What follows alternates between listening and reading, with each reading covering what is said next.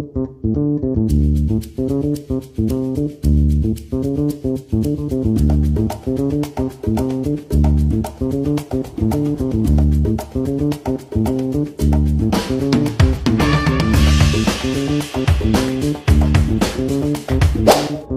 the global climate continues to shift, its effects have become increasingly evident, not only in ecosystems, but also in the daily lives of people and the way they experience travel.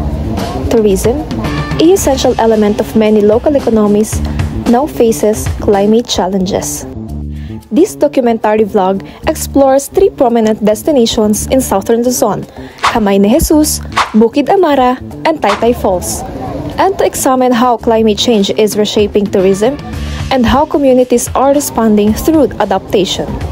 Welcome to our first stop, Camay ni Jesus, here in Lucban, Quezon.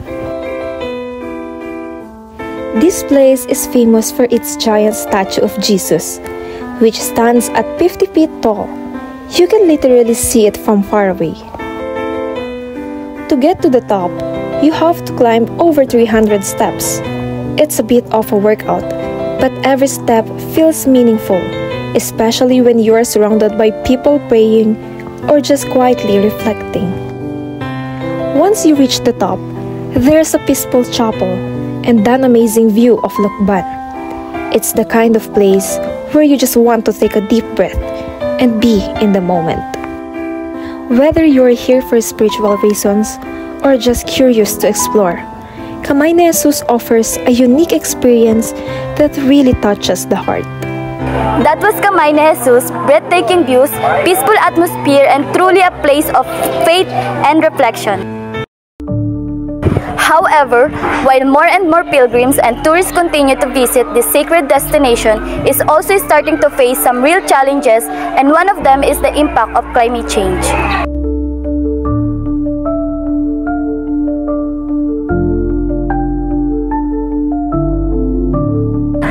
Now that we've seen the beauty and serenity of Camay ni Jesus, it's time to hear the voices of those who experience this place every day, from the local vendors to tourism staff and pilgrims. Each one has a unique perspective on how climate change is slowly affecting this sacred destination.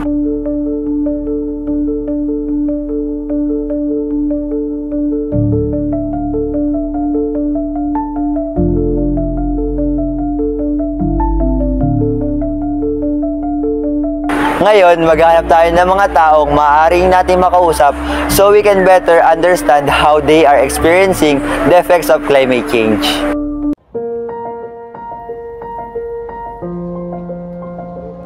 Hello po, pwede po kaya namin kayong makausap sandali. May ilang katanungan lang po kami about sa kung ano yung experience niyo po dito. Okay. Okay lang. Okay. Tita, ano pong pangalan niyo po? Michelle. Michelle. Gano'n na po kayo katagal nagtitinda dito sa Camay ni Jesus? Ako ay 5 years na. 5 years na po. Okay, kami po ay, ito po yung aming mga katanungan sa inyo. Una po kamusta po ang benta nyo ngayon, lalo na't pabago-bago ang panahon? Kami naman, okay naman kami. Kaya lang, yung panahon nga ang mahirap. Lalo kapag malakas ang ulan, kukunti yung pumupunta dito. Siyempre, yung iba gusto nila aakit sa grotto. Pag malakas ang ulan, hindi sila nagpapakit kasi delikado. Yun, yung iba nagsasabi na sayang ang punta nila kasi kumbaga yun lang yung kanilang ipinunta dito. Yun po. Tapos kukunti ang benta kasi nga. Kukunti po. Sa tingin niyo po, may epekto ba ang climate change sa dami ng tourist na pumupunta po? Tingin ko, oo, meron naman. Tita, ano pong ginagawa nyo kapag sobrang init o napakalakas ng ulan dito? Pag sobrang mainit, mahirap din kasi lalo dito, kulong yung pwesto namin. Yung iba kasi ay lumilipat sa mas maginhawa yung pamimili nila, gano'n. Medyo babawasan yung kami na benta. napapalipad po sa... Oo, kasi dito mainit, lalo pagka ngayon sobrang init. O, ramdam nyo, di ba? Lumilipat sila sa ibang pagka... Ito po yung for the last question. Ano po yung mga help na sana matanggap nyo from the government or barangay? Yung gusto namin matanggap mula sa barangay. Sana magbigay pa sila ng malawak na parking area. Kasi pagka Holy Week dito, puno ang talaga. Halos ilan lang yung nakakapasok na sasakyan. Tapos lahat sila sa highway na. Eh yung iba nagreklamo, layo ng lakad nila. Kasi sa labas pa hanggang dulo. Tapos papasok sila ng lakad sila. Yun po ang Meron lang po kami konting regalo para sa talaga may inyo. pagkakas. Opo, thank you po. Thank you po sa abala. Maraming salamat po sa oras at pagbabahagi ng inyong experience. Thank you po. Now, let's hear from the visitors themselves, those who journey here despite the heat or the rain. Ano kaya ang masasabi nila tungkol sa epekto ng panahon sa kanilang tour experience? Hello po ma'am, good afternoon po. Ma'am, pwede po kayo ma-interview? Ano pong pangalan niyo ma'am? Mayday. So, ito lang po yung kaunting question namin para sa inyo po. Have you noticed po the effect of the weather on your trip here? Like sobrang init or ulan? Ayos lang naman, kung saan hindi naman siya kainitan, hindi siya sobrang init, yung kung saan ay tama lang sa panahon ngayon. Sakto lang po dito, ano. So, sa tingin nyo po, it affect po your experience as a visitor here kung mainit po or maulan? Hindi naman. Kasi once naman ginusto ng isang tao na pumunta sa isang lugar, umulan man 2 minutes, okay lang yun sa kanila. Ano po sa tingin nyo ang dapat gawin ng mga turistang katulad nyo para makatulong ma-preserve ang mga ganitong tourist area? Clean and green. Clean and green po. Kung saan halimbawa may mga kinain kayo, yung mga balat, di pulutin na lang ninyo, huwag nyo na itapon kung saan, tapon sa tamang basurahan. Parang Clego rin po, tita, parang clean as you go po. Oo, yun, clean as you go. Thank you po.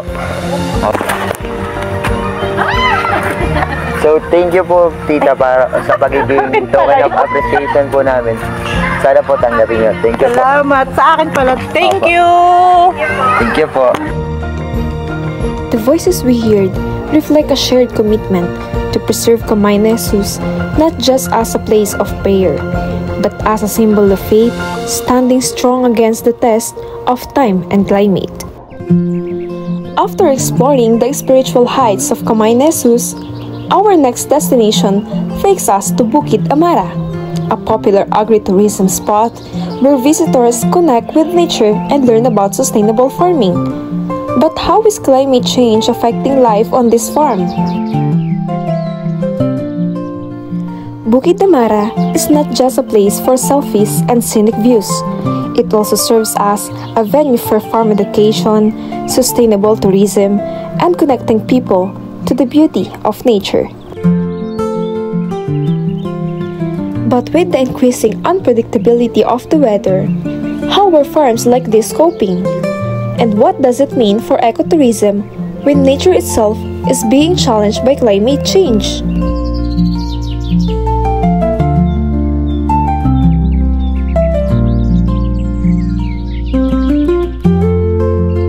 Now that we're here at Bukid Amara, let's find out how they are dealing with the effects of the unpredictable weather on their crops, visitors, and daily operations. So good morning po. Ngayon po kasama po natin si Sir Henry Nanali, isang agriculturist dito sa Bukid Amara. Agritourism farm. At less than a year yung aking pagtatrabaho pa dito sa Bukid Amara. So sa tagal nyo po dito, meron lang po kaming few questions about sa observation nyo po dito sa Bukid Amara. So yung una pong tanong is, paano po naapektuhan ng pabago-bagong weather ang mga tanim at activities nyo dito sa Bukid Amara? So ang ating naapektuhan yung ating mga tanim dahil sa mga pabago-bagong klima, no? Unang-una, yung mga tanim natin kapag masyadong maulan, madalas nasisira yung ating mga halaman. Ano? So, ang ginagawa naman natin ngayon ay tawag nito, nagtatanim tayo ng mga halaman na matatag sa mga ganoong panahon. Kung yung panahon na maulan, nagtatanim tayo ng mga halaman na gustong-gusto naman niya yung maulan. Pagka panahon ng yung summer o yung mainit, nagtatanim din tayo ng mga halaman na kaya mag-stand nung sobrang init. Ano? At para yung ating yung turismo natin, kahit na maulan, mainit, tuloy-tuloy yung ating yung kanilang pagbisita dito sa farm dahil sa mga tanim natin ng mga halaman. At ito mga tinatanim natin na ito, buong taon, no, na meron tayong mga tinatanim kasi nga nakadevelop tayo ng mga halaman na ito maganda sa panahon na tag-ulan at ito naman yung panahon na sa panahon na tag-init. Yan. So yun yung mga pagka maulan at hindi maganda yung ating mga tanim, wala kaming turismo. Pagka mainit at hindi kami nakapagtanim ng maganda, ganun din, wala din kaming turismo, wala kaming kita. Ganun. So, at yun yung mga nakakaapekto itong pabago-bago na ito na ng ating ang tawag nito yung sa ating klima, pabago-bagong klima na nararanasan natin. So next question po is, may mga ginawa po ba kayong adjustment para sa climate change? So ang ginagawa natin dito, nagtatanim tayo ng mga punong halaman. Meron tayong mga fruit bearing trees na tinatanim. Meron kaming area na nakalaan para sa mga fruit bearing trees na hindi makakapito dito sa ating landscape area. So yun, isa yun. Pangalawa, nagre-recycle tayo ng yung mga nabubulok na mga debris or mga damo na nakukuha natin dito sa ating sa paligid, no? Para kahit sa maliit na bagay, nakakatulong tayo doon sa pagbabago ng klima ng panahon sa pamamagitan ng pagbabalik ng mga organikong material sa lupa na hindi gaanong gumagamit ng mga synthetic fertilizer. Kasi kapag madalas tayong gumamit ng mga synthetic fertilizer, nakakasira din yon sa ating kalupaan. At the same time, nagdadagdag tayo ng tawag ito yung pagbabago ng klima. Kasi one way or another, kailangan nating alagaan itong lupa para mapanatili nating maging productive ito at mapakinabangan natin sa pagtatanim ng mga magagandang halaman. So kung mataba ang lupa mo, marami kang tanim, nababawasan yung sobrang init ng panahon, nakakadagdag ka ng magandang atmosfera sa kapaligiran, di ba? So ang motto ng Bukid Amara is we cultivate happiness. Yan. So yan yung ating isang pamamaraan. So last question po is, sa tingin niyo po, bakit mahalaga ang nature-based tourism lalo na sa panahon ngayon? Okay. Napakahalaga na itong turismo na to ay sa pamamagitan ng mga natural na beauty ng ating kapaligiran ay maibahagi natin lalo na sa mga kabataan, dahil bihira na ngayon ang nakaka-appreciate ng yung kagandahan ng ating kapaligiran. Mas marami na yung mga kabataan na nakikita na lang yung mga magandang sa pamamagitan ng mga cellphone, no?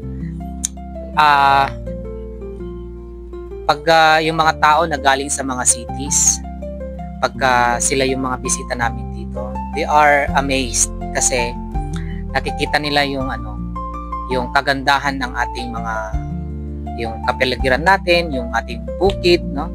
Na meron palang nag-i-exist na ganito. May mga itong farm na ito, pagka yung mga feedback minsan ng ating mga turista, nakakaranas sila ng kapayapaan at nakakalanghap sila ng magandang simoy ng hangin, no? Malinis. Dahil unang-una, hindi rin tayo gumagamit ng mga insecticide na makasisira sa ating kapaligiran. So, talagang lagi nating priority yung tinatawag nating farm aesthetic. Walang walang artificial, kundi puro natural. Kung ano yung available na nandito sa ating kapaligiran, yun yung ating ginagamit as landscape material para mas mapapanatili natin yung pagiging natural ng ating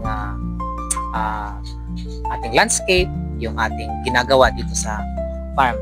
Dahil yun nga, ang Bukid Amara is agri-tourism farm. So yun, may mga activities tayo dito like yung pag-pick mo ng flowers naturally, no? Ikaw yung magpipitas, tapos bibilhin mo.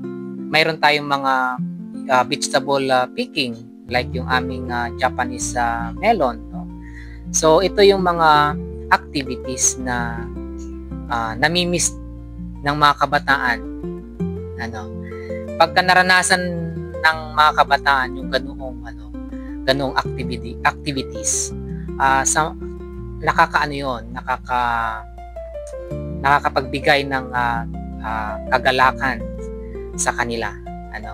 So maraming mga kabataan dito na pumupunta at natutuwa sila kapag sila ay namimitas ng mga bulaklak at nakikita yung mga bulaklak na kasi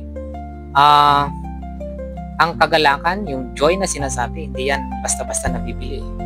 Diba? Yung experience mo na pumunta sa mga ganitong lugar ay hindi mapapantayan ng anumang yung salapi or value, kundi yung ang tawag nito yung experience mo, yung naranasan mo, no? Yung galak na nararamdaman mo, yung pag-appreciate mo sa beauty ng nature na mayroon tayo is amazing at dapat lang natin na ipagpasalamat. Ayan. So yun yung ginagawa ni Bukid Amara. So, thank you po Sir Henry. Sana po ay marami pa pong tourist na bumisita po dito sa farm niyo po. Maraming salamat din sa inyong pagpunta dito sa aming Bukid Amara Farm. Bukid Amara reminds us that nature-based tourism is both fragile and essential. It gives life, learning, and beauty. But it also needs protection, care, and awareness from all of us. Our final destination is hidden deep in the forest of Mahayhay, Laguna, the enchanting Taytay Falls. Also known as Simalde Falls, this site has been a favorite for nature lovers, backpackers, and locals looking to cool off and unwind. But just like many natural spots, Taytay Falls is not immune to the impact of climate change. From shifting water levels to unexpected flooding, the delicate balance of this ecosystem is slowly being altered. Now that we are here at Taytay Falls, let's find out how it has been affected by the changing weather and how the people behind tourism are taking care of it. Hello po, I am with... my name is Justin Esquillo, lifeguard po ng Taytay Falls. Ilang years ka na po nagtatrabaho po dito? Sa ngayon, mag-2 taon na ako nagtatrabaho. May may mga ilang questions lang po sana ako. May napapansin po ba kayong changes like pagbaba ng tubig or flooding because of climate change? Pagka siguro ma'am yung panahon na summer season or El Nino po, medyo lumiliit po yung bagsak ng falls na lumiliit yung dami ng tubig. Next po ay may mga pagbabago po ba sa dami ng bisita kapag sobrang init or pag sobrang maulan naman? Opo ma'am, lalo pagka yung mga long weekend like Holy Week yun, talagang sobrang dami ng tao, talagang overcrowded talaga dito. Pag naman na medyo winter season yung maulan, hindi naman siya masyadong tinatao. So, pailan-ilan lang. Ganun. What steps po are being taken para ma-maintain lang po yung kagandahan ng Taytay Falls? Ayun, ma'am, yung sawayin po yung mga turista, yung mga bisita sa pag-iiwan ng mga basura dito, pagdudumi ng tubig, kapag lalo kumakain sila sa may malapit sa tubig talaga, pinagsasabihan namin sila lahat na yung basura natin, wag na natin iwanan. Kung mag-disiplinado tayo, wag tayo magtapon ng kung ano sa may tubig sa paligid. Ganyan po. Last po ay, ano pong payo nyo po sa mga iba pang bumibisita pa po dito? Ayan, payo lang po namin na sumunod po tayo sa mga nagbabantay. Kumbaga, para sa atin din naman po yung mga sinasabi po namin. Unang-una, yung kaligtasan nyo po, yung pagiging disiplinado. Yun lang po, ma'am. Thank you po.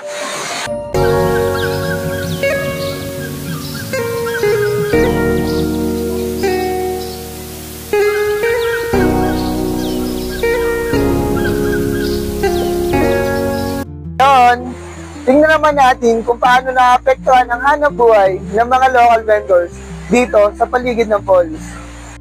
Hello, magandang hapon. At kasama ko si Edwin ni San Andres. Ako, Edwin, ilang taon ka na pong nagtitinda dito? For almost 5 years na siguro.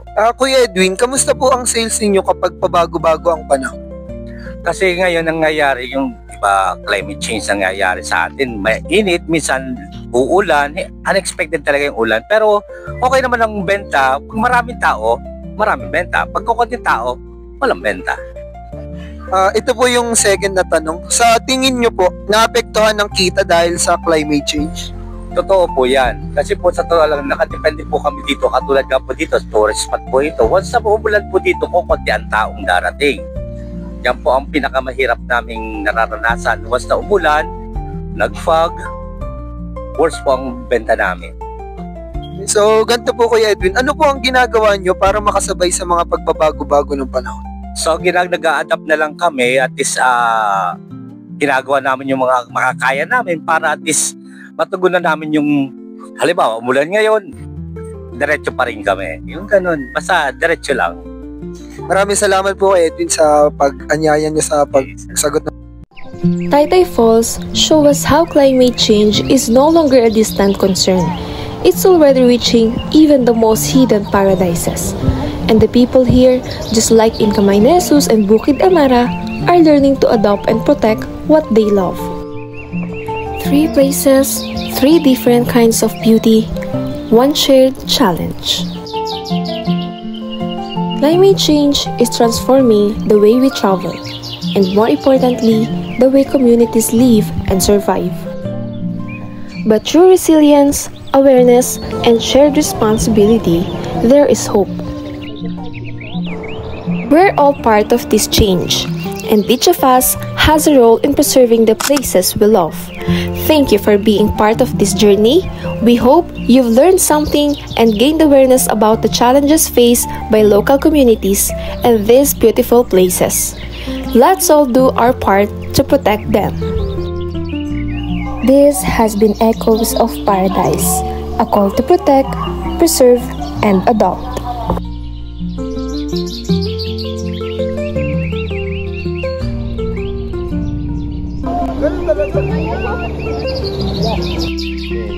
Lights, camera.